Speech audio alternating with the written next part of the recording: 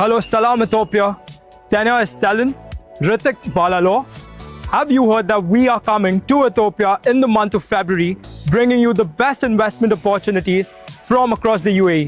ለምን ይመስላችኋል ብዙ ኢንቨስተሮች ዱባይ ሪል ስቴት ማርኬት ላይ መጥተው ኢንቨስት የሚያደርጉት?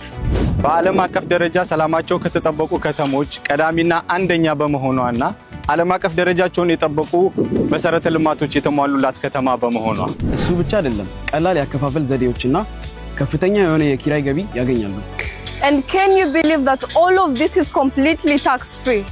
Plus you have an opportunity to have a golden visa with endless benefits.